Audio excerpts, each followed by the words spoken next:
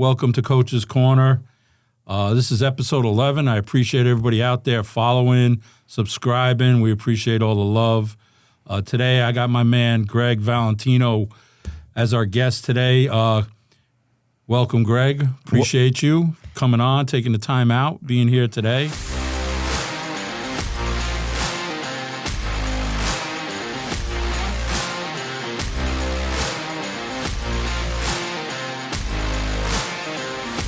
Thank you, my brother. You know, I got much love and respect for you. You and I were kids growing up together. You know what I mean?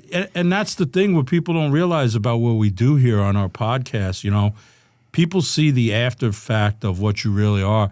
Right. We go back to when we were kids, yes. Right? And look, you were starting out in this game and at a time that gyms weren't prevalent. Right. No information out there. You had your basic Jack LaLanne, on the back of the magazines. Do this, do that, be this person. Charles Atlas. That's one of the things I learned, right? And, and you were a couple years older than me, and I remember, you lived it. You were living the life then when it wasn't really out there with fitness today. Like fitness is a multi-billion-dollar business today. Well, when I first started, it was like, I started actually working out like 72, 73. Then, I started out just doing like isometrics into bands and, like bulwarker and stuff like that. And then I was already naturally built kind of, muscular and everything.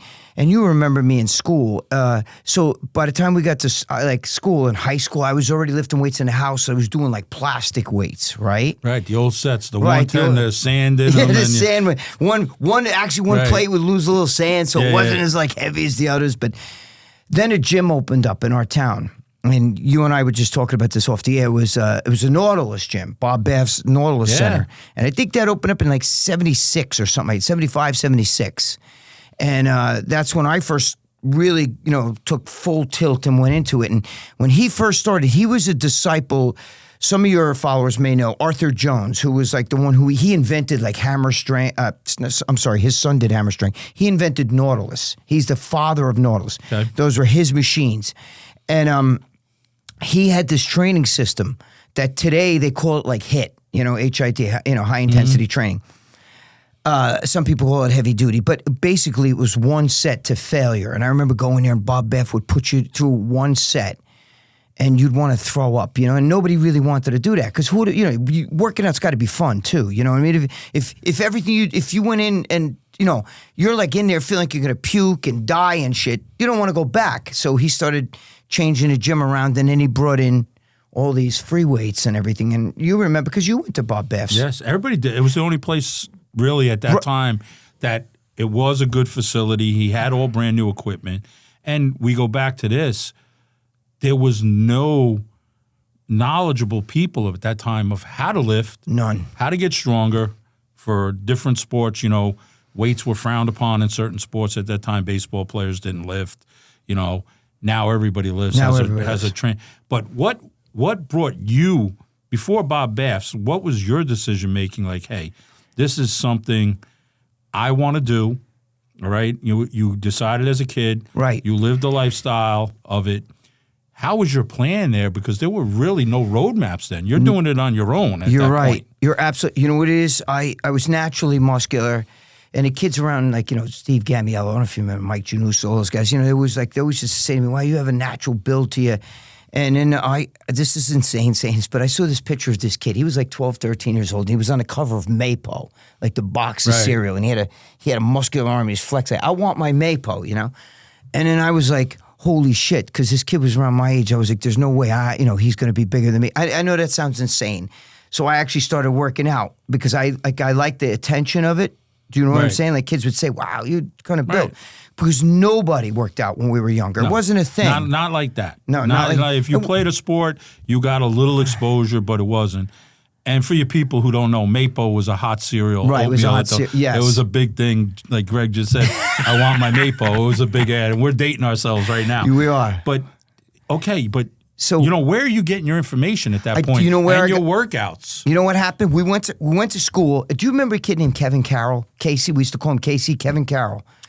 He actually hangs out still with Charlie Gasparino, who's another schoolmate, a great friend of mine, and we Dave and I, we all grew up. Charlie Gasparino, all of us, right? Fox Business News. Give him a little plug there. Yeah, not that he needs it, but Kevin Carroll was like, yo, you're already built and all this other stuff, from working out at home. This is at home. And then he actually took me to the White Plains YMCA and he introduced me to these muscle magazines. And I remember looking there and seeing Schwarzenegger and all these guys. And I was like, wow, I'm into this, And he brought me to White Plains YMCA because there was no gyms around. You had to travel 25 minutes, just to go to work out. You know what I'm saying? And then I worked out and I remember getting that pump and everything. And I see all these guys walking around jacked in the gym. And the iron bug bit me. So from that moment on, I kept lifting at home. As soon as Bob Baff's opened up, boom, I went to Bob Baff's. And, back then it was an oddity that, it wasn't a big sport. People didn't even know who Arnold Schwarzenegger was. It wasn't until Pumping Iron came out. And then people like this thing bodybuilding. Nobody knew what the hell it was. Right. You know what I mean? Schwarzenegger, Ferrigno, Luca Lambeau. Big kids in school used to call me, like when we were, the older kids, when you and I were in high school, they used to call me like Beretta. Remember? Because Beretta had this Robert big... Blake. Remember Robert Blake? Yeah, a few of the guys, yo, Beretta. And I'm like, But because they didn't know bodybuilding. Nobody would say, yo, Arnold or Flex, or that kind of stuff. So that's really, that's how I got started in bodybuilding. Plus, I'm small. I'm short. I'm 5'6". So I figured if I can't grow taller, I'm going to grow wider and more jacked, So that's how it started. It was that way. And then I started, as I started getting bigger and bigger at Bob Baff's, I wanted to compete, in the sport of bodybuilding. When did you know that? Like, let's get a time frame so it wasn't like, okay, it was obviously years now that you're putting into this. Yes. Okay. And now you're at the point, was it you or was it brought to your attention that you could compete, or did you feel it in yourself at that point and say, hey, I'm putting my time into this. I want to take it to the next level. Listen, the moment I saw those muscle magazines, I was like, I want to do that. That's what I want to be. I want to be a bodybuilder. I want to be like Arnold. I want to win bodybuilding shows. Now, I don't know if you remember this, but when we were in high school, I used to go, sometimes do you remember me jumping on the lunchroom tables and flexing and all that stuff? I would go in with across from the gym, we had that little weight room. It was a shitty little weight room. Everybody used to talk about the stack. You had the universal. You stacked it up. I used to stack that stack when I was in 9th grade. I could hit the stack. The other kids, that was like the measurement of strength. Can you bench the stack? And I used to do that stack when I was in 9th. So I used to pump up there and then take my shirt off and run in the lunchrooms, and sometimes I would jump on the lunchrooms and post. I don't know if you remember that. And I even did it at my graduation. And then sometimes I was so obsessed with it that sometimes if I felt like I didn't eat and shit, I felt like skinny and shit, I would ask the teacher, can I use the bathroom? And I would go in the bathroom. Remember, they had the sinks, so I would do dips between the sinks. I'd pull up on the bars and shit. Kids would come in the bathroom like, what are you doing? I don't know. I just felt like I needed to get a little bit more of a pump. Remember I used to wear that Superman shirt? Yeah. I don't know if you remember. I used to wear the stupid Superman shirt. But you were bigger than mostly everybody in school. Well, because I was the only one. You were training with, a sense right there, with some sense of not just in the basement lifting weights. So now you're at Bob Baff's. Was it him who introduced you? Did he say, hey, Greg, you got a shot here to compete? Or, how does that come about? No, you know what it is? There was a few guys that came in the gym, like a kid named Peter Neff. I don't know if you remember him. Yeah, I remember Peter. You remember Peter Neff? Yes. He had the lisp a little bit like that. Him, my friend Carlin Coker is now a doctor for the UFC. And those guys were all like, dude, you got to compete. You got to do something. You know what I'm saying? Right. So that's what really pushed me to compete. But I always wanted to compete. Ever since I saw that magazine, I see Arnold standing on stage and everything. I said, man, I got to do this. You know what I mean? It's just a passion. It's Tommy Lasorda once said, if you do what you love, if you work and do what you love, it's like you never worked a day in your life. Because I couldn't wait to go to the gym and, train and get to where I wanted to be. The only thing is when you're young, you got to make money. So, I worked at the movie theater. But, look, in those days too, making money you only needed a little bit to survive. It's not like today, okay? In those days, we didn't have cell phones. No. We didn't have computers. No. Okay? The cars we drove were the cars we drove. Gas wasn't that expensive. Insurance wasn't expensive. Food wasn't expensive. So if you had a little money in your pocket and a place to live, you were doing okay. It's funny you say that because Jimmy Gasparino, Charlie's brother, Right, used to say to me all the time, you give me $5, that'll last me the whole weekend. Like you could go to the diner and get like 2 eggs. Remember Yorktown Diner? Yeah. 2 eggs any style, $1.25. You know, you got 2 eggs, hash browns, or, you know, toast. And so, you know, like, you know, you didn't need a lot of money back then. But the thing is, the passion for me to train was just like I couldn't wait to get up in the morning and work out. You know what I'm saying? And the whole thing, eating, you know, the whole thing was like, it's a lifestyle. So, and this is the 70s. And again, we grew up in a town, Yorktown. You know, I'm originally from the Bronx. You know, we moved up here, and then I went to Yorktown schools and everything. right. And it wasn't like, you know, we're not in like a city environment where these other kids, you know, like maybe there's gyms around there. It's a little bit more. We were like more not hip to that. We were into lacrosse and stuff like that, right? It's a different, you know, we all migrated from the city, you Right. know, Bronx, Mount Vernon area, Right. into a different time, but also the world was different then. The world was totally different. You know, man. and Totally. I talk about this a lot. You know, social media today, we all know it, and we didn't have social media. No. I mean, you know, let's be real. There were payphones. There were, you know, maybe if you had 2 phones or 3 phones in your house, you were doing good. Some people had 1 phone; they had to share it in the kitchen.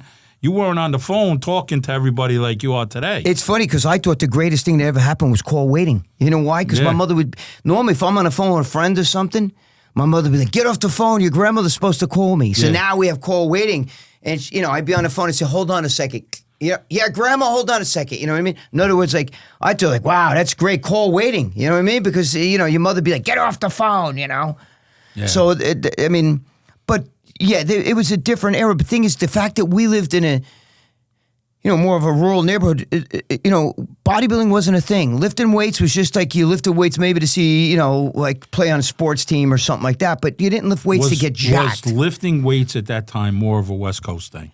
Yes, absolutely. Absolutely, it was a West Coast thing. Absolutely. If you lived in the West Coast where it was sunny and there was gyms, the gyms were Right, they were way ahead of the time. You know, yeah.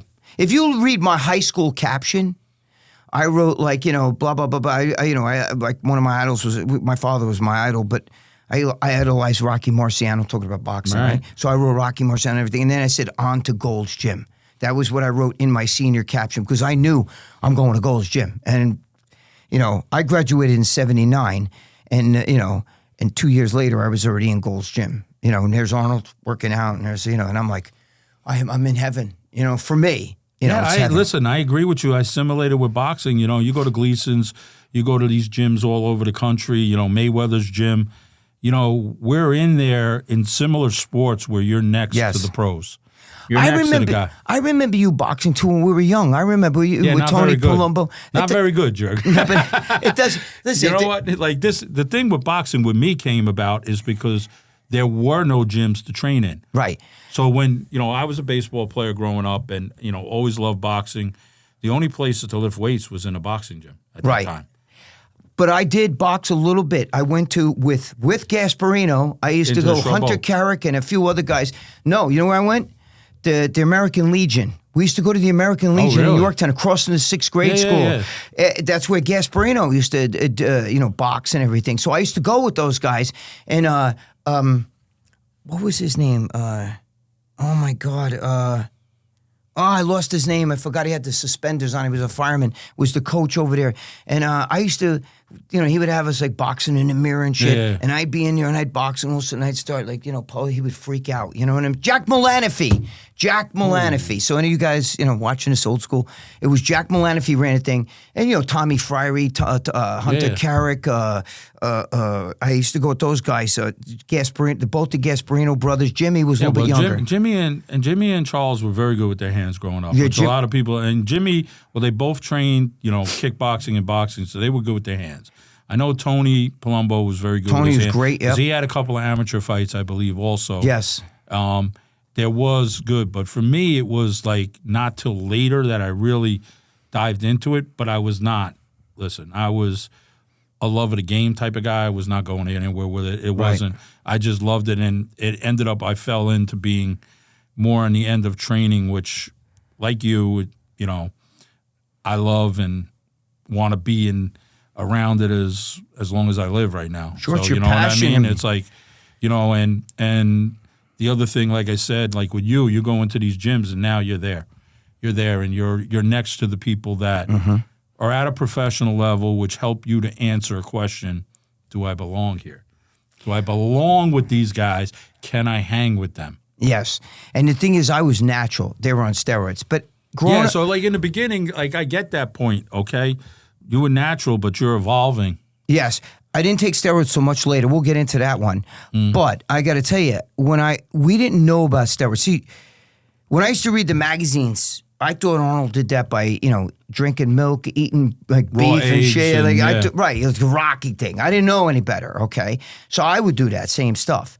And we didn't know about steroids because it was a hush-hush subject, because Joe Weider, who I got to know very well, I was actually good friends with his brother, Ben Weider, God rest his soul. Anyway, they kept it hush-hush. You never heard Arnold talk about it. It was never in the magazines when we were younger, because they were trying to get bodybuilding in the Olympics. They were building a brand at the time. For a lot of people who don't know Weider, who they are, obviously with the magazines, the gyms, they started a fitness empire probably at the ground floor level at that time. That's the thing. They had supplement lines, so they wanted you to take their supplements. You believe if I take this, it's funny, as a kid, I don't want to say his name because God forbid he's watching. This kid we grew up with said to me, I told him, like, he was taking amino acids, right? And he asked me, which one should I take? So I told him, I take these certain amino acids. And he took them, and the next day he goes to me, bro, I took them, I don't feel any difference. One day, overnight. But the thing is, also, the Weiders wanted bodybuilding to get in the Olympics. So you couldn't have steroids. They wanted it to be a sport. Right. And that was their thing. If it got into the Olympics, first of all, they owned bodybuilding. It was they ruled it. So if they got in the Olympics, they were they were at the pinnacle. Yeah, but lo and behold, later on, we already know where that story's going with the Europeans and everybody else. Oh, yeah, they were already on steroids. But for us, they had the East Germans, the women's swimming team, they look like guys on there. You know what I mean? Yes, we know that was going to Bulgarian powerlifters, the Russian powerlifters, Vasily Alexiev, all those guys from the 70s that were, like that and everything, And it's funny. I even talked to Nadia Comaneci. Remember her, the gymnast? Yep. Yeah, I get to talk with her. I used to have a crush on her back when she was like when she was 14 and we were 14. Yeah, like 1974 or whatever it was. I was like, oh man! And now talking to her, I'm like, holy shit. But the thing is, though, so that was it. We didn't know about steroids. I had no idea. It was when I really got out to the kid Peter Neff actually used to talk to me, say, well, I'm natural, and I used to say, well, what's unnatural? What do you mean natural? I thought maybe he was like a vegan or something. Like, I only eat like vegetables and shit. I didn't know what the hell he meant until he said to me, well, I don't take steroids. I'm like, what are steroids? It's like hormones. So but we didn't really understand the whole concept of it until I went out to Gold's Gym, and one of the most famous guys, like Mike Zumpano and Dan Duchesne, who wrote this book, The Underground Steroid Handbook. Right. I met with one of them, and they were talking to me about it, you know what I mean? And they were telling me, you know what, you got some build on you. I was like 21. And he goes, you're 21 years old, man, don't do it now. Wait till you're a little bit older. Even though guys were taking it when they were 21, Schwarzenegger took it when he was a teenager. And that kind of stuck with me, and I didn't take it. And I went on and I started winning shows, you know what I'm saying? As a natural, beating guys on steroids. You know what I mean? I did really, really good. Like after we graduated high school. Now you're out in LA, you're out there a couple of years. What is your guidance at that point without saying, how are you? Who's coaching you? I had no coach. I did it on my own. I met the guys there. Monkey see, monkey do. So you were going home, writing stuff down. This is my diet. This guy's using that. Mm-hmm. I'm going to try this. I'm going to do this. So you're playing mad scientist at this point. Not the steroid thing. Right. I just did the food. And I was like poor out there, bro. I lived in an apartment. There was a whore upstairs. I used to have to bang the broom at 4 o'clock in the morning. And I used to live in that apartment. So I moved down. So it was a studio apartment. She had a little girl. So I guess, I don't know what the little girl was doing when she was making the scuttle. But, I stayed away from the babanya, meaning steroids. I stayed away from that for the longest period of time. But I would watch the bodybuilders. I remember going up to Arnold, and he's in He's in World's Gym. There's two gyms, World's and Gold's. They're kind of down the street from each other, you know? And he was in World's Gym, and he was doing like long-range cable pulls, and he just finished up, and I went over to him like, yo, Arnold, and like this, and I hugged him, and he goes to me, don't get so emotional. You know, it was great, though. But I saw him every day in the gym. I never trained with him, but like, you know, there's Arnold right there. He's doing squats, you know. Doing his stuff. Right, but I would watch, you know, and I would monkey see, monkey do, and I would watch, and I would say, wow, you know what I mean? You know, let me try that. Or I'd see him doing different things. Guys always used to say twist when you curl, and I didn't like that, you know? And he curled straight up, pinky to front out like this. So I was like, you know what? Fuck that twist. Let me try. And so I did the pinky to front out, and sure enough, like I like the concentration curls like this. A lot of guys don't do that. I do it like that because of Arnold, watching him. So I picked it up in the gym. And that's the best thing that you can do. When you watch guys and you see certain guys, the way they move and certain different, even if it's boxing, you notice a certain guy. You know something? We all do that. I have my internship in gyms, okay? I watch trainers, I watch fighters, okay? Those days, again, no cell phone, no video. I would go home if I was in a camp, okay, and I was in camp overseas at the time, in Germany, different fighters, different trainers, right? And I would go and I'd write my notes. Okay, this guy. And then you put your twist on what works for you or works for your fighter. It's funny you say that. That's exactly how I did it. You know what I would do? I would actually make a list. I would write down my whole routine. And then I would rate, you know, I know. Because, you see a guy, like let's say Tom Platz, right, who's a great bodybuilder known for his legs, right? And he would squat and all this stuff, and I'd watch him do it, and I'd say, well, Tom Platz squats, he's got big legs, let me squat. But I would hurt my back because he has wide hips. I have narrow hips. So what worked for him didn't work for me. And it's in the same thing in the fight field, okay? What I might train another fighter to fight a certain way, giving, you know, his height, his strength, his abilities, pros and cons, strengths and weaknesses. I might like that style. Yes. Okay? And here you come into the gym, and that style is not going to work for you.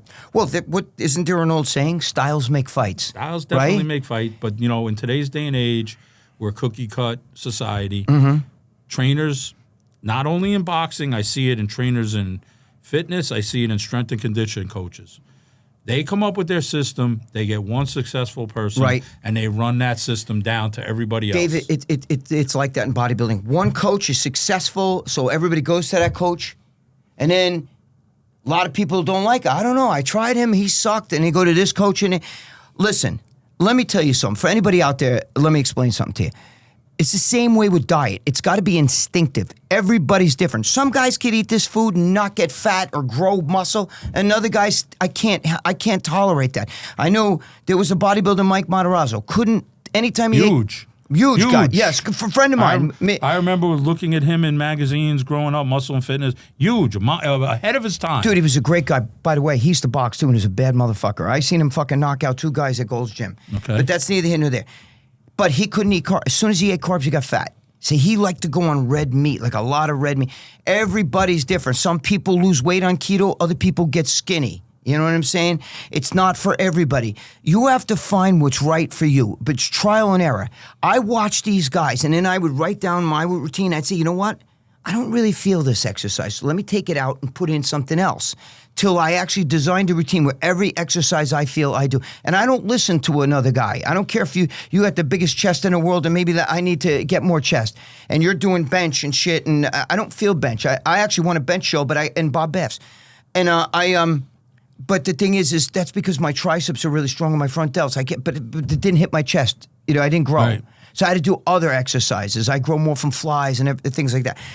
So what I'm saying is it's instinctive. And it's the same thing with diet. How many people you know girls that do a certain diet and they lose all this weight, and another girl tries the same diet and she doesn't lose a pound? Because everybody's different. And hip structure. Tom Platz had wide hips. I have really narrow hips. You know what I'm saying? So squatting would throw out my back. He could just stand there like a machine. Boom, boom, boom. Look, I've had fighters that make weight easy. I had a fighter who was had to cut weight for a fight, right? Right. I'm good. I'm going to make weight, made weight on. I have other fighters that do everything right, and they struggle to make weight. It's their body structure, you know, and I think playing a mad scientist is good to an effect. All right? Because you got to know your body. You got to know what works for you. I agree with that 100%.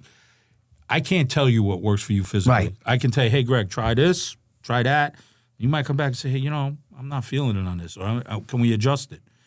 But, today's day and age is everything is we believe that person because they're successful. That's the fucking internet's fault. Because on the internet, they watch these fitness channels, some girl, let's do this, and crunches and all this other shit. She's never had fat on her, ever.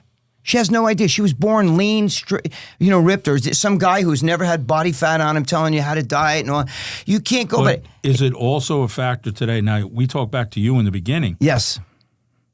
You're making it. You're getting by. Mm-hmm. You're not living. Money's not flowing in. No. So you have to figure, today, is it because the access and the amount of money that these people have to train properly, have food, do this, is all there. You're out there in California. Living on my own, sleeping on a mattress. Who's paying for your supplements? Who's paying for your food? Took no supplements. I lived on eggs. Believe it or not, I know this is not good to eat, but bread, because I had no food. So bread, eggs, bread, and cream of chicken soup. That's all I ate. You know what I mean? I had no money, and I actually got really lean eating like that because I had no food. Right. But I was so in love with where I was and what I was doing. It served its. I just ate so many fucking eggs because you know why? Back then eggs were like 40 cents a dozen or something like that. You know what I mean? The best protein you can get. Right. If you look today, a lot of these doctors are 100%. saying eggs, protein. So when did it change for you? Now you're putting, and also let me just before I get to that, during this time, are you doubting yourself? Are you doubting what the decision you made to do? No. You know why? Because when I was out there. I could send you tons of pictures of it, so right. we can even timeline. You'll see all this shit. But when I was out there, there's a Mr. Olympia. His name was Samir Banu, right? He was Mr. Olympia in 1983, and I was out there in 81. And he was like, "Bro, you look so good, and you're not on anything." You know what I mean? Like I got my ego stoked. You know why? Because people would say, "Are you on steroids?" You know what I mean? And that was like, and I knew I wasn't. So that's almost like. Do you understand what I'm saying? It's imagine if I was. Right. And I just was like, that stoked my ego. And I had pride at the fact that I actually won shows and stuff, and I'm natural, and these guys are all on juice and everything, right. So I knew in the back of my head, I got this going on, So basically, California just lit my fuse even more. Like when I came home, I was there. I was with the Baloo Ferrigno. Right. But he hates my guts, by the way. And they're telling you, look. They greased my ass. Yeah. Even Arnold gave me attention. Now I know Arnold really well. But what I'm saying is I just did the documentary on him. He's probably not happy about that. But it stoked my ego, and I like the attention. I'm not going to lie. I said. Listen, it goes to a sport. You're out there by yourself. You're doing the training. You got to obviously have some sort of ego and self-confidence to get up there and to put it all out there. Right. Listen, Dave, I lived in an apartment that just had a mattress on the floor, and I had an old pan that somebody left there, frying pan, that somebody left there, and I was cooking on that frying pan. I remember I got sick, and Steve Gamiello was out there with me. I grew up with him. He's like a brother to me, and I got sick, and I remember he had to take me to the doctors, and the doctors were like, okay, we're going to put you on like penicillin. It was just a bad flu and shit. And I was like, I don't have any money, you know what I mean? Like to get these, penicillin and everything. And he wound up buying it for me, Yeah. And I used to walk I would take a bus. The bus was like $0.25 or something like that. It was an RTD bus. If any of you people in California remember that, I don't know if they still have them. But I would take a bus. It was like $0.25, 35 cents, and I would have trouble getting that money up, or I'd have to walk. But I would walk miles just to go to the gym. And when I was there, I would hang out. I would just be like watch and hang out. I would spend all day there. You're not leaving. Right. You're not. I know the feeling on that. And you know what? I don't think people realize that, again, out of our generation, do you think an athlete could do that today? No, I don't. But I don't think they'd have the balls to do it because everything today is hand. First of all, you're a young kid today, pop a little juice, get on there, get some pump. You're going to make money off of the internet. Why? You know how many people don't have to leave their house? They make. Yeah. Do you see some of the money these people are making? Yeah. I mean, money that doctors don't even make the money that they're making, and they just sit around, and do nothing. It's sick. It's sick. To me, it's made people in this country fucking lazy, man. They don't want to do a goddamn. Can I throw F-bombs? You can throw whatever you got to throw. But you know, it made people lazy. Any girl with a hot body, she could be a mutt. You know what I'm saying? But if her body's okay, she's got titties and ass, she could stand in a bikini and bounce around and do a little shit like this, and she's going to get 1 million followers. Well, we're in a creative generation. We didn't come out of that. We came out of our parents were blue collar. Right. Our grandparents were blue collar people. You know, basically growing up, think about this. How many people at our age do we know driving BMWs and Mercedes? Everybody was similar, right? Everybody was similar growing up. We drove old cars, if you remember. With tape and, right. You know, everybody would pony up a dime, a quarter for gas or whatever the hell it was. But you could get a car for $500, $300, $500 when we were younger. And you make it work. I got a Mustang for $500. Yeah, we all made it work. And so getting back to you, you're out there. Mm-hmm. When does it click for you and when does it change? When do you make the move to the next level? You've done some shows. You've been out there with the big boys. You're coming back. You're feeling pumped. You're ready to fucking go. When does it change? When I got back home is when it really changed, because then I went back to Bob Baff's. You know what I'm saying? Now Remember, you're a big man in a little pond now. Right. I'm BMOC, big man on campus. Yes, you know sir. what I'm saying? BMOC. And you're bringing information back. And I got all this information. I've seen everybody. I know what I'm doing. I got to, my brain has a plan. You got a plan. Right. I diet down. I win the show. And I feel like, holy shit, like Big Willie. The only thing where the crossroad like this that came was, winning shows was great, but in bodybuilding, there's no money in that, right? Now there's more money, but even back. It's similar to the early stages of boxing in your career. You're putting a lot of effort in for a little reward. Right. Back in the old days in boxing, guys would have to fight every Friday night, once a week and shit like that just to pay their bills, and they were still poor. Right? Imagine today. But so even today, like I talk about this all the time, and people who know me, I say this, okay? And I know you're a baseball guy, you're a Yankee fan. Yankees. All right, think about this. Win 20 games for the Yankees as a pitcher. What are they going to do for you? Dude, they'll write a check. What do you want? Right, what do you want, right? Right. What do you want? There are fighters who have 20 wins in boxing who aren't making a living out of that shit. You can't. Okay, and then think how messed up that is right there. Because of what it takes. But go ahead. I'm sorry. No. You hit the nail on the head. You see, the thing is, like the UFC and bodybuilding, they're governed by an owner. Like somebody owns that. Like somebody owns the IFBB. It's not like there's no union, unlike MLB. Right. See, in MLB, if you play one game in the majors, you have to make league minimum. You know what league minimum is? If you're the guy that just pours the water, I think it's $650,000. That's league minimum. That's like the worst. That's league minimum. Stipend for your meals. Right. You're getting breaks on clothes. 100%. You're staying in a hotel. People are throwing shit at you. You get food handed to you. And that's if you suck. You're the worst guy on the team. You're the worst guy in the league. You have to get, it's minimum wage. And then for that. And then you're vested. So if you never make it to major league level, I don't know if it's 5 or 10 years to get vested, you're eligible for a pension. Yes, 100%. You are. But that's what happens with the unit. Now, I'm in a sport where there's none of that. So boxing is similar too. Boxing has different sanctioning bodies, WBC, WBC. Right. They're not intertwined, okay? There is no pension. There is no profit sharing. There's no 401k. See, that's the problem. And one of the guys that I knew got hurt, and he could no longer compete, so therefore he couldn't even make money. He was a pro, and he couldn't even make money. Do you understand? Because that's his living. Once you get hurt, there's no union, there's no doctors, they're not paying for you. Look at fucking Garrett Cole hurts his arm. They send him to the doctors. You think Garrett Cole's paying for that? No, they pay for everything. He's even getting paid while he's rehabbing. So now I'm at this crux. I'm winning shows and everything happens, right? And I meet this guy. He just passed away a couple years ago. He's one of my best friends, Bob Bonham. And he's running shows for this new organization called the NPC in bodybuilding, right? And I was competing in AAU, that's before there was an NPC. There was no NPC. And he says to me, look, why don't you, we'll run a show. Just start promoting shows, and you'll make money. You're not going to make money, you win trophies. Let me sidetrack here. I'm sorry, guys. This will help you understand. In 1971, Arnold Schwarzenegger won the Olympia. He won the Olympia. They bring out this big fake check and he holds it up like this and he goes like this and he walks off stage.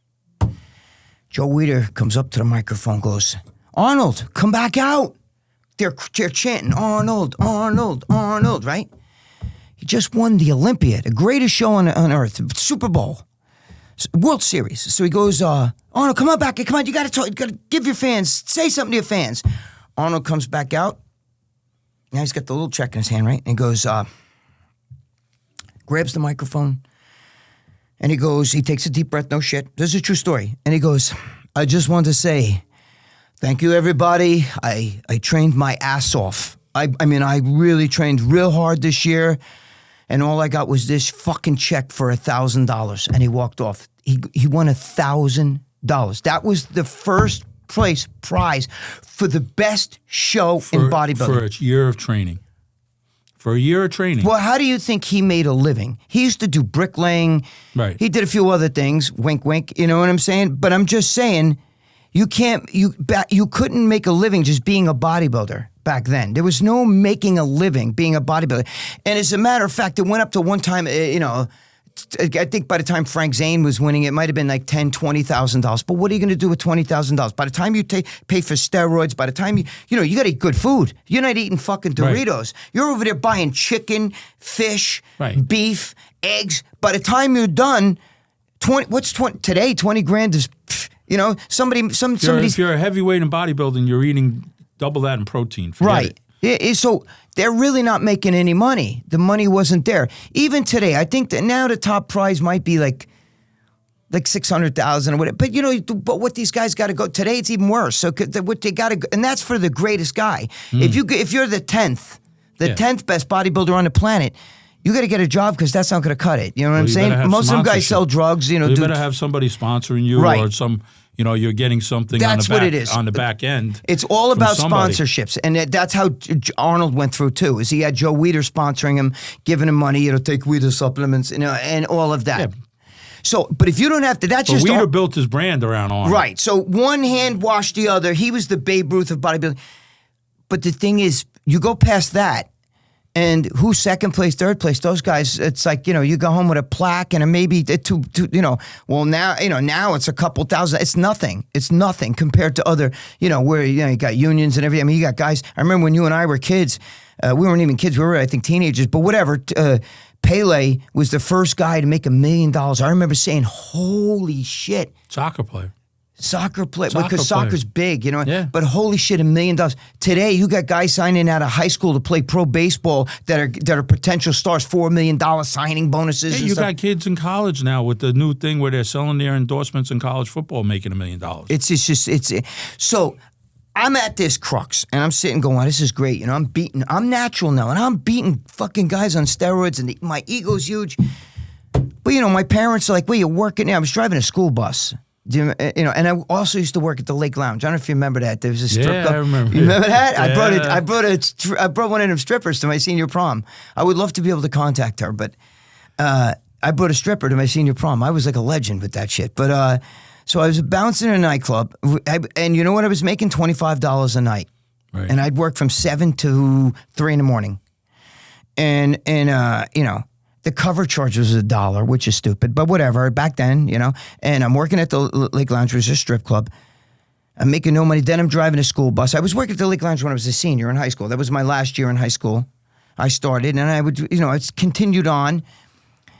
But I'm making no money, My parents are like, my mother would be like, yeah, I just bought the dozen eggs, and you ate the whole thing. And I'm like, well, sorry, you know what I mean? Like, what happened to that? I had a nice steak I was going to make. What happened to it? And I'm like sitting here. Yeah, that shit's gone. Yeah, so, when your parents start bitching that you're eating all the food and shit like that, but you're not bringing any food home or, you're not, my parents never charged me rent. They were very good. So, I'm sitting here and I'm like eating all their food and I'm not making a lot of money. You know what I mean? Sometimes I have to charge gas to my father's, account, and then...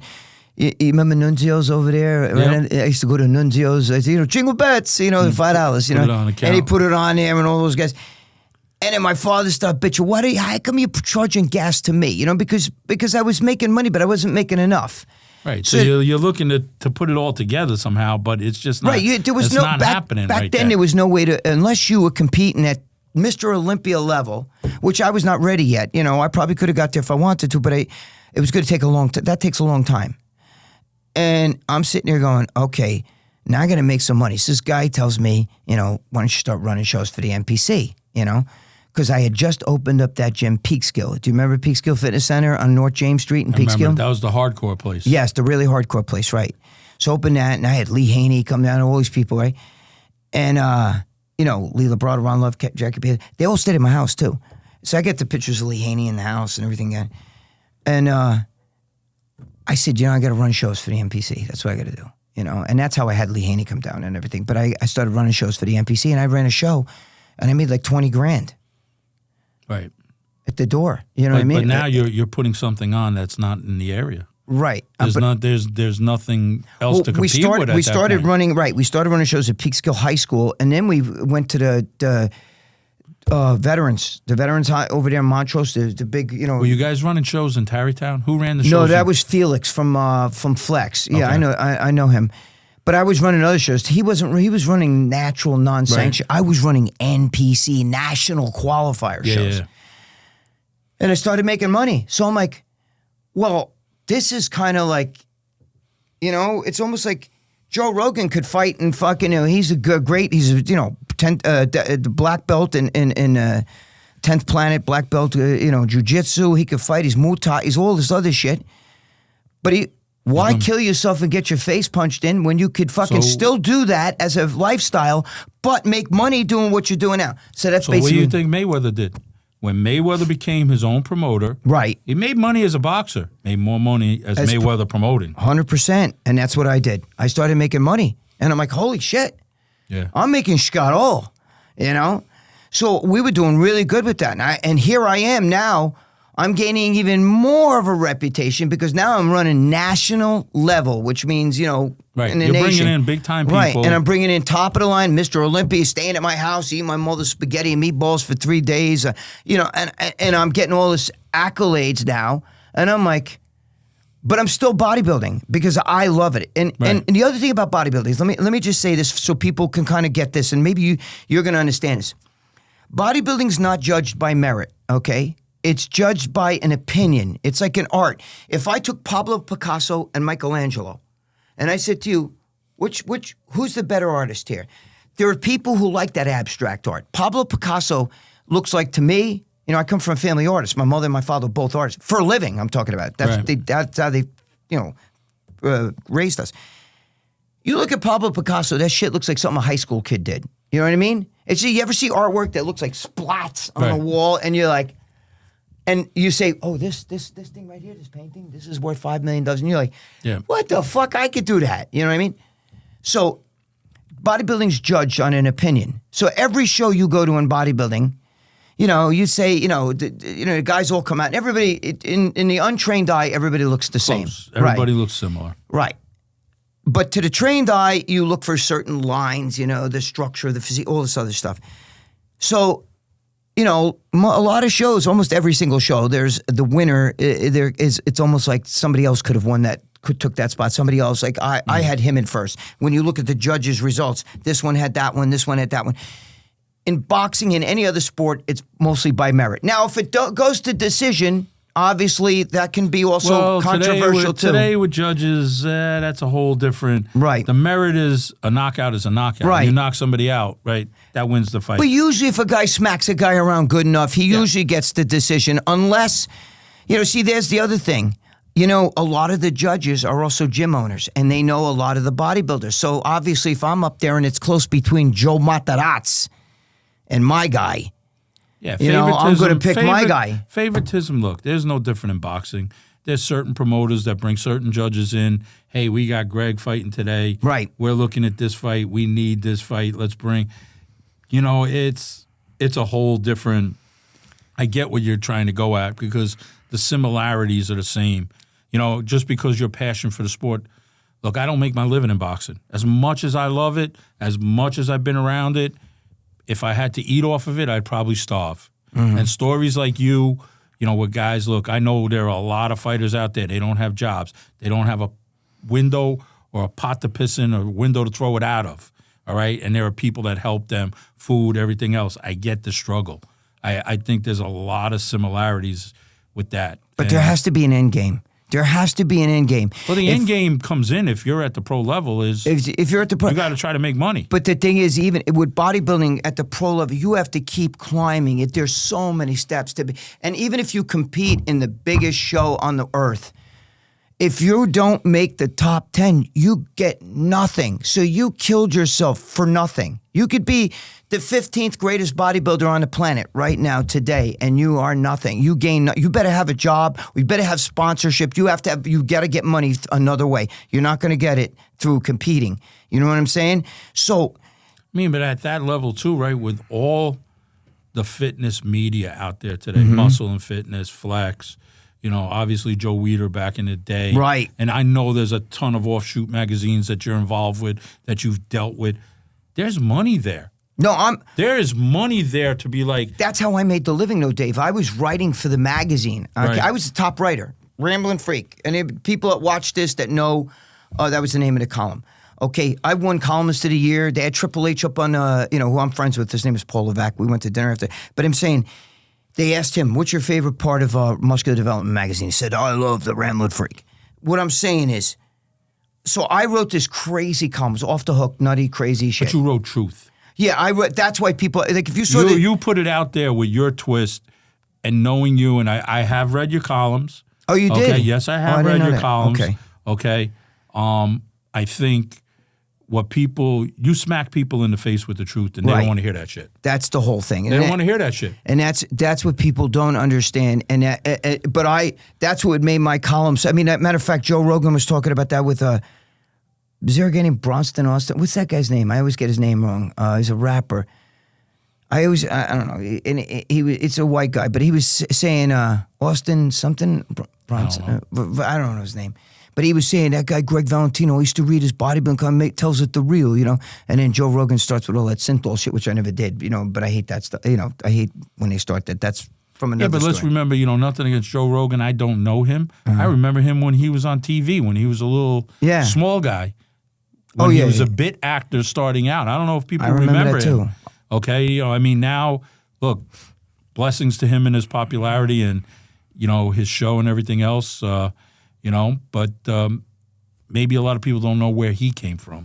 No, absolutely. I mean, listen, I love his show. I do too. You know why? Because he talks about everything. I like when he talks about like Machu Picchu or something fucking crazy. Like, I like all that stuff. I don't care too much about when he talks about UFC stuff. I like UFC. I watch it all the time. My daughter's an MMA fighter, the whole bit. But I don't give a shit about that. I like when he goes into other stuff, talking about, like that. And see, like we were talking about, it's like the reality. I'm a realist, okay? Me too. I'm a realist. I want to hear and I want to know where you came from to where you are now. Right. Okay? Like, look, everybody sees the end result. We talked about this. Mm-hmm. We see it with fighters. We see it with athletes, actors, people. They don't see the in-between, the 20 years. They don't see you sitting in a fucking one-bedroom apartment in L.A. or in California eating crap. Apartment. To get to where you are, scraping money together, or your friends or your support group at that time, whoever it was, saying, Greg, I got you. I'm going to, whatever it is, no question, a good friend. And, they see all the, everything with social media is the end result, the glamour. Right. It's don't easy see the grind. With social media, it's much easier today. These people get on and they could, if you have any kind of, if you're young especially, young people relate to other young people. Like, look at Justin Bieber, you know what I mean? Where is he now? You know what I'm saying? Girls aren't screaming for him like they were, but when you're young like that, there's a young kid now who's in bodybuilding. He got bushy hair. I don't think he's even all that, but other young kids gravitate towards that because you're 20, he's 20 or a teenager. They gravitate. They like that. But our lifestyle that we knew and what we grew up with by our family, our friends, our people around us was a different lifestyle. They were workers. They were grinders. Right. Okay. If you were lucky, some families, their parents were educated or whatever, you went to college. But majority of the people growing up were hardworking, blue-collar people, worked for what they got. They did not, okay, look, and I get the internet's totally different. You got to live your 15 minutes of fame, and if you got something, run with it and make your money because you don't know when it's going to. I sat on my hands with a lot of shit, but you know what I mean. But But when you and I were younger, I think for guys like us, we did this shit for out of passion. It's just a different day right now that you could tell your story and say, "Holy shit, these guys did it with no money invested, nothing but love of the game." That's how I opened the gyms. Yeah, I opened the gyms the same way. I had no mirrors on the wall. I had dumbbells on the floor. And as we got money, put the mirrors up. Then we did, and we had a top gym, even Powerhouse in Yorktown. I remember that. Yeah, you always had a good gym. You always ran a good. But the other thing is, people want to gravitate to people with knowledge. You had knowledge. You did at that time. You were around different people in the sport, successful people. Right. So even our gym at Champs Boxing, the culture that AJ Galante has provided and has built there is bringing people in from all over now because they want to be a part of that culture. They want to be a part of success, and I think that's what drives people today. They want to come to your gym and say, yeah, I train at Gregg Valentino's gym. Right. Greg gives me tips or whatever the case may be. It validates them. Right. I had pro bodybuilders, a lot of Mr. Olympias in my gym, so it's just, and that's what validates it. But, when we were younger, I remember I won MVP for the Falcons. You know what I'm saying? Like, I played on the Falcons baseball team. And it was the Mohansic Boys Club. No big deal. But I'm saying I had to earn that. They didn't give a trophy to everybody. Nobody got a trophy. Nobody got trophies. There was MVP and then spark plug. And if you got the trophy, right? I show it all the time. You deserved it, right? Mommy and daddies from other kids didn't email the coach and say, why did Greg get a trophy and Johnny didn't? It was different. If I fucking fucked up, my father would be on the sideline. What the hell was that? Today the parents are there's pussification of America, not for nothing. It's the pussification. Everybody is pussified. No parents don't kick their kids in the ass. You know what I'm saying? As a matter of fact, if a kid goes to school today and fucks up at school and the school teacher calls, they fucking blame the teacher. You know what I'm saying? I would have afraid to go home if I got in trouble. Today, like even with my kids growing up, okay, when they played sports, whatever, two things. The teacher tells you to do something. If they're not putting you in a situation where they're going to harm you, you listen to the teacher. Right. Okay? If the coach tells you to do something, the coach is the coach. Right. If you don't like it, then you got to make a decision of whether you want to play or not. 100%. I just say my thing is, look, they cannot be abusive to you, and they cannot be harmful to you. That's it. 100%. But you know what? If you got to earn a spot, what are you going to do with a job? What are you going to do in life? 100%. I agree with you. You know what I mean? But that's why these kids cry today. Listen, you go to our high school, Yorktown. You go in the parking lot and there's BMWs in there. Yeah, but that's everywhere, Greg. Kids today are walking around with more money than you. They don't even know what to do with, and no one knows how to monitor it or teach them to use it. But that's because mommy and daddy bought them those cars. You know what I'm saying? I mean, it's ridiculous. Again, I drove a fucking 65 Mustang, but I bought it from, I don't know if you remember Frank Mastro, but I bought it from him. But I put it $500. I drove a Vega. It was all beat up. I drove beat up cars. I got a beat up car outside here right now. You see that thing? I pulled up with a car that had no bumper on it. You know what I'm saying? I'm not a material guy, so I don't really give a shit. I spend my money on my kids and everything that's growing up, so that's what. But, getting back to things, I just wanted to say, I made a lot of money promoting shows, and then I built another gym and everything like that, and then boom, I built a second gym. It was in Croton. Okay, it was called Croton Health and Fitness. I sold it to Tony Palumbo and another guy. Okay, they owned it, then they got rid of it, and then I kept Peekskill Fitness, and Peekskill got really bad, so now I hit a wall in my life, right? I hit a wall. My son's born. It's like 1991. My son was born. I had a fight with the guy that was the head of the NPC because he was kind of fucking. Right. He's dead now. This guy, right? And I'm like, fuck that. So maybe I'll promote shows for another organization. And but I lost my gym. I got Peekskill. Peekskill's dying now because his friggin' the area is really bad. He has gunfights out in front of the gym and shit. It's really bad. So now I'm like, holy shit, and I have to close Peekskill, right? So now I'm not currently running shows yet. I have no gym, and what am I going to do for money? Because here I am now. I own my own business. I was doing really well and all this stuff. And I have no money. So I get a job like putting weights back at a gym down in Thornwood. And I'm like, you got to be fucking kidding me. Somebody puked in the bathroom.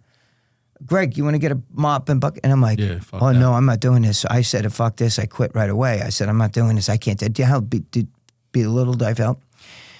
So a guy that maybe you know, I won't say his name on the air, but a guy you might know said to me, yo, bro, you know all these bodybuilders. You know everybody. I have a friend, and this guy doesn't lift weights at all. I'll tell you who it is off the air. I know you know him. He goes to me, I have this friend. I'll hook you up with him. He gets all kinds of steroids and all kinds of stuff. Bro, you know all these bodybuilders. I'll front you the money. Just give me back X amount of dollars, percentage, and, I'll introduce you to him. And at the time, I had a little kid, and I'm sitting there going, I need to make money. I'm going to try it. Fuck it. So I wasn't taking steroids, but I figured, okay, let me try this. So we go down, I make this, he gives me like $4,000, right? And we get the steroids, I meet this guy, and I come back home, I call a few guys that I know that, bodybuilders that take this shit, and before you know it, I dumped the whole load. I gave the guy who fronted me the money, couple grand, and I made $4,000 itself too. So he gave me $4,000, and I came home with $4,000. And I'm sitting there going, and it's like the light went on for me. You know what I mean? So I did it now again. I didn't need him to help me. I made friends. I made friends. Right. I made the guy he introduced me to is my partner, Paul. I'll say his name. He doesn't give a shit. Okay. My partner, Paul. And I call him my partner because he was also, not only he was my drug dealing partner, but he was my partner in the gym in Powerhouse in Yorktown. So I meet my partner, Paul. We start hooking up. We instantly hit it off. We start going down there and we're buying stuff, down the city from like big dealers and shit and, wholesale shit. I'm coming home with stacks of stuff and I'm just dumping it pew, pew, pew, like this. And I'm like, as fast as you got it, I couldn't going believe out it. the door. I went from taking cans off the side of the road and shit. I was so to now all of a sudden, I could buy my wife a brand new car and pay cash for it, And one of the guys we just mentioned before, I don't want to say his name again because he's a friend of both of ours. He got involved a little bit with us for a while there, and we were making even more money. It just built to the point where I became like this big steroid czar, And I was getting it right. Now I'm getting it right from the source. The guy it was a doctor, okay, who had a clinic in another country, and what happens is he was taking the stuff, and instead of this country, they didn't give a shit. He was getting American stuff, right, pharmaceutical stuff. It was Steris, and he would get it, and he was supposed to send it to his country, So the customs don't give a shit. This goes out, they don't give a shit because he's got the license to do this. Looking at it. But what he used to do is he used to deal with these Latin kings, right? And he used to say, because he didn't want to get in trouble, so he would say to. I hooked up with him, right? And he would say to me, okay, I'm going to hook you up with this guy. Let's say Pedro. Okay, the guy's name is. You talk to Pedro. Here's his number. He's going to expect your phone call. You deal with him. He'll give you the stuff. You meet with him. This is the price. He'd give me the price, and we go and meet with him, and I'd pick up the stuff. So it was working like that.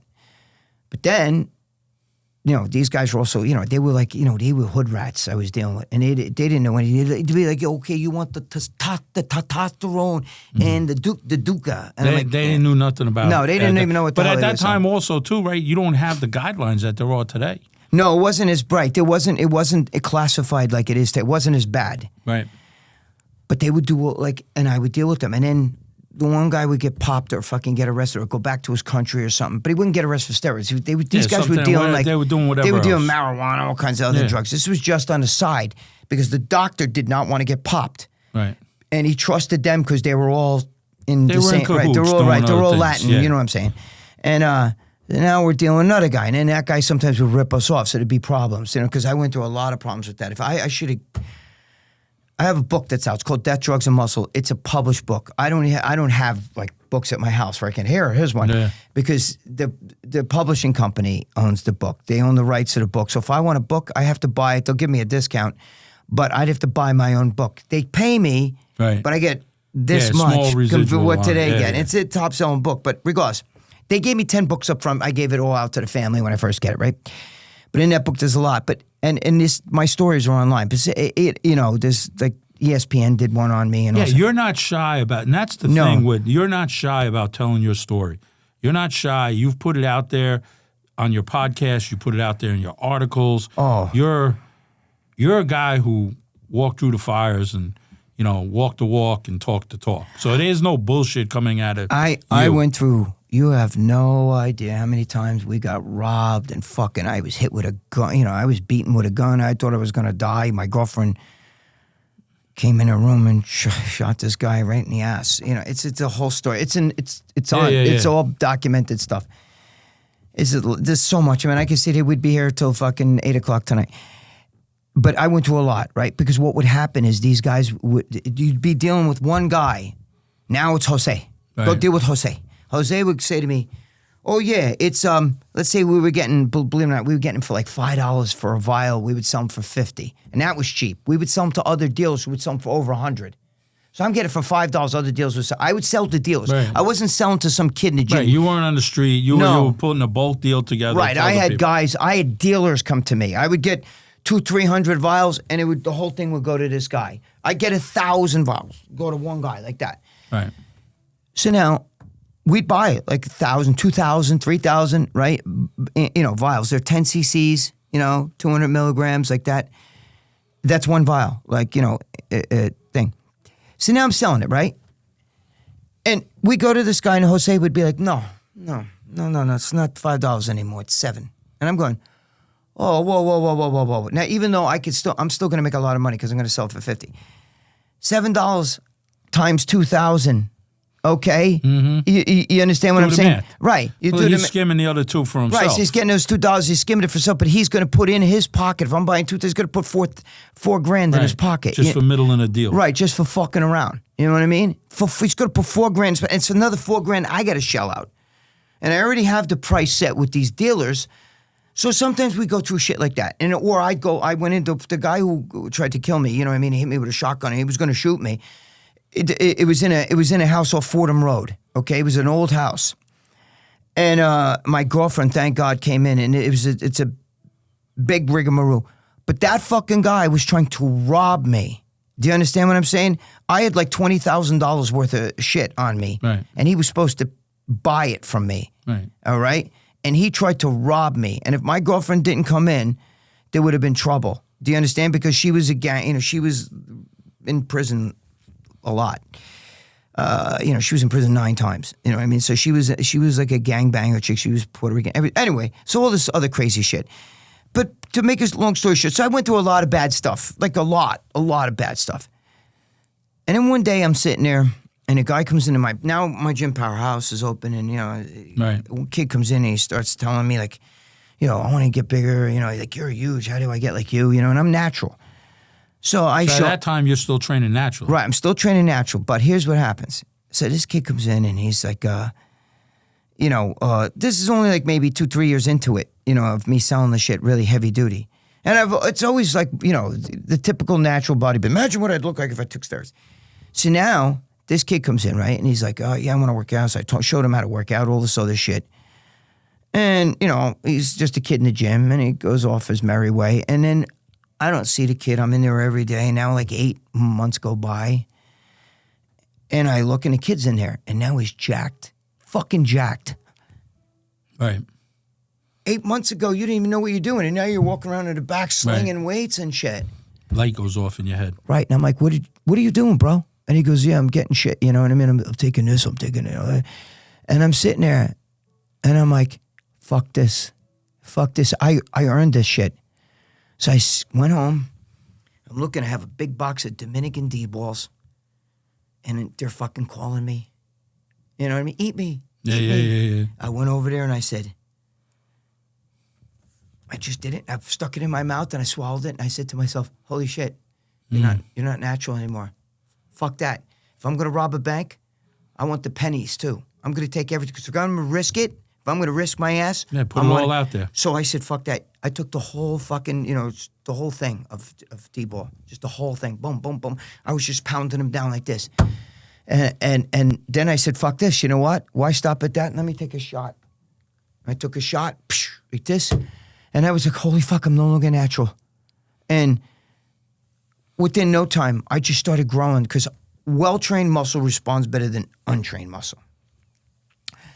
So now I'm like a madman. I'm like a fucking madman. I love it. I fucking love it. My sex drive went up. My hair fell out, but my sex drive went up. I was like fucking I'm walking in the gym and dudes are like, holy fuck. Now my partner, Paul, who was my drug dealing partner, now he's my gym partner, went to Florida, comes back, and he's like, bro, what the fuck happened to you? Now my arms are like the fucking size of Arnold's, you know what I mean? I'm walking around, my shoulders this wide. And I said, bro, I started the cycle. I told you I was going to do it. I did it. I started the fucking cycle, and I love it. Now, I'm going fucking hog wild. I'm taking a vial, which is 10 cc's, 200 milligrams. If you fucking momos, I can't count. That's 2,000 milligrams of testosterone. You know what TRT is? TRT is 200 milligrams once a week or once every 10 days, and that's for old guys, like myself. Right. But now I'm taking 2,000 milligrams, and I do the whole bottle in one day. Then I wait a day, so on Monday, I would do a whole bottle of testosterone. I'd wait Wednesday, do another whole bottle of testosterone, and on Friday, another whole bottle. That's 6,000 milligrams. Do you have any idea how much testosterone is? That's bizarre, okay? And that doesn't count. I'm still taking them D-balls. I'm taking the whole fucking thing, 100 of them. Whatever else you got. I'm taking 100 fucking D-balls. And now I have other shit, so there's Sustanon sitting there, these cute little ampules, and I'd be like this, and I break it and put it in, and I'd be like, let me get 2 or 3 of them. I got a 3 cc syringe. Why stop at 1 cc? Let's just fill that fucker up. So I break open 3 ampules, put that in. Can't just put it on one side, got to put it on the other side. So 3 cc's, so that's 6 cc's of Sustanon 250. So Sustanon 250 is 250 milligrams, right? So 3, that's what? 750. That's 1,400 milligrams of another type of testosterone, a blend, which is Sustanon, plus the D-balls. You know what I mean? Then maybe there's a couple anadrols sitting around. So maybe pop a few of them. I went from like 170, 175 to 278. 200. So you're just playing mad scientist. No, bro, up to 200. There's no rhyme or reason what you're thinking about here, except I'm going to get bigger. At first, that's what I was doing, yes. And then I'm taking Equipoise, which is a horse, I was taking the horse one. It's not a horse triangle. It's what they give racehorses to run faster. It's a steroid for horses. You know what I mean? I was taking, I was taking Ganabol. So some of you guys, watching this and know about Equipoise, like, no, it's not for horses. Yes, I was taking the Ganabol one, which is, the Dominican one. I didn't like the American one. I like the Dominican one. I had a little bit more pop. So I'm popping that in me. So God knows how much shit I had in me. You know what I mean? I had so much shit. I wasn't even counting. And at this point of the game, I'm selling shit. Like, I'm making so much fucking money. I can buy cars cash. It was insane. You dick, I'm getting involved in all kinds of crazy sexual fucking things. You know what I mean? I'm getting in, orgies, and I'm having all kinds of shit where, me and my partner Paul bringing all these strippers back. It just was insane. We were doing insane shit. And, you get like, you feel you're untouchable. Right, but you also get to meet guys who are untouchable, like mob guys, you know what I mean? Like, different people. I was with, Tony, and we went and, it was John Gotti Jr. was in, scores, we'd go over to him and we're talking, those guys were fucking crazy because you see those guys, they just sit there and they look at you. And, you say hello to them and they barely nod their head like that, And you're like, holy fuck, I feel like if I fucking went like this or something, they're going to kick my ass. But what I'm saying is we started dealing with wise guys because a lot of those guys take steroids too. You know what I'm saying? All those guys. Profitability. I think even Junior guy. I don't know for sure. Don't kill me. But what I'm saying is all these, so now I'm like fucking, I'm walking into clubs. It doesn't matter. I'm throwing around. Just got old. You know what I mean? It didn't matter. So now you start getting girlfriends and all kinds of crazy shit's going on, right? And the wife's at home with the kids, but she shuts up because you know why? You come home. What do you need? Here's 10 grand. You know what I'm saying? Go get groceries or something, And, she's, oh, wow. You know what I mean? She's living the life, too. She's making Chicago. We're going on vacations, doing all this shit. You're making so much money. And now I'm this, like, huge fucking drug dealer, And it kind of made me, like, it kind of affected my business. I mean, we had great business. But the problem is I wasn't paying attention to it, and I let a retard steer the ship. You know what I mean? So I'm finding... You're losing focus of your mainstream, right. What you started. 100%. Because now, look, and the other thing is, at that point... with all the juice you're taking, it's got to affect the way you're thinking. Oh yeah. First of all, you think you're a badass. You know what I mean? You think right. and that's not your personality because everybody who knows you. No, I'm not like you that. got more bark than bite. But right. I'm not a kind of guy I'm an easygoing guy. Yeah, right. 100%. Right. If I get mad, it's different. But I don't get mad. I have a long fuse. It takes so long for me to get mad. But I mean, like, we're just doing like crazy shit and getting involved with really, really bad people. And I'm involved with guys that are selling guns and, because it crosses over, you know what I mean? And, listen, it's a money-making opportunity for other people and they see it. And at that time, we just said, it's still below the radar. It's not cocaine. No. It's not pot. It's not heroin. It's still underneath the radar. Right. Most cops didn't even give a shit. Matter of fact, listen to this. I always tell the story. I'm in New York City, right? And the cops pull me over, and they're going through my car, and I had all these ampules in the back. Now, you know what an ampule is? Yeah. All these ampules, and I had I had two. I had Sustanon, and I had Winstrol. Now, Winstrol's kind of milky, and Sustanon's oil, right? And I had fucking big boxes of them. And I'm sitting there, and I'm like, oh, fuck, And the cops are like, let me ask you a question. What are you doing with all these fucking perfume samples? That's what he said to me. And I said, no, my girlfriend has a beauty salon and all this shit, so I just got some, because they got Polish writing on them and stuff. Yeah.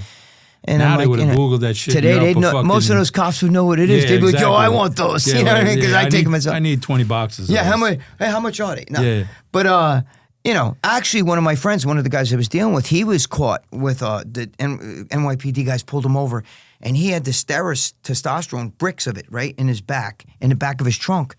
And they took it and they told him, now get the fuck out of here. Yeah, so you know what happens, you know what I mean? But, so, now I'm just fucking insane. I mean, I'm selling so much shit and I'm blatant about it. Now, how big are you at this point, physically? Huge? Size. I was huge. I'm almost 280. I mean, I'm right there. I'm so big. My arms are, I'm fucking 5'6". I was wearing, 4X and it was so tight on my arms and shit, baggies, because it's like down to here, like you're wearing, like a little kid wearing his father's shirt, you know what I mean? But it was tight. So I'm like crazy, but I'm over there throwing this shit on the counter at the gym, you know what I mean? Like, yo, what do you, like guys come in to buy it, and I'm like, here, just, I wasn't even discreet about it. Everybody knew what the fuck was going on. And then you see cops coming in, right? State trooper car guys come in, they go in the back with me. I was giving them shots while they're in uniform. You know what I mean? It was insane. And I'll tell you, there was another cop too. I'll tell you later. But somebody And we were just, we were just having fun, man. And I was like crazy. I thought, I'm dealing with cops. I'm shooting cops in the ass with this shit. What are they gonna do? Arrest me? They're fucking, they're gonna, like I thought, like in my brain, I was like, and I was in with a wise guy, a guy, a very famous gangster. Right. I don't want to say his name. Yeah, we'll talk again. We don't want to talk about that. And, he went to prison for killing somebody. It was just, it was an insane thing. So I'm around bad people too. There's bad karma all around me. I mean, really bad karma. Cheating on the wife, doing all kinds of shit, and thinking I don't give a shit. Guys be like, yo, dude, I'd have cops tipping me off, bro. They're watching you. And I'm like, fuck them. What are you going to do? You know what I mean? What are you going to do to me? You know what I mean? And, I had one guy that I was dealing with. He got popped, right? And he's out the next day. And I'm thinking, because it's steroids. I didn't realize he was a rat. He was giving everybody up. Right. He was throwing people under the bus. He was giving everybody up. So, I don't know. I'm not sure who ratted on me. But what happened was, it's crazy because it was the house of cards comes down. Right, basically it comes down, bro. Because you can't do that. You know what's funny? The guy that's a wise guy, the guy I was telling you about, very famous, super famous. I'll tell you about it. He's not super famous. His father was, but he goes to me. You never stop. You can't stop. You're making money. You have a money tree. It's just pissing money. It's the goose that laid the golden egg. The goose can't stop fucking shitting out golden fucking golden eggs. Can't stop. He goes, you either stop when either you get killed or you get arrested. That's what he said. And sure enough, when I got arrested, I was almost in a sick way relieved, only because you were out of control and right. It was spiraling down. It was not going to end in a good way. Right, my wife had just had enough and left me that week and shit.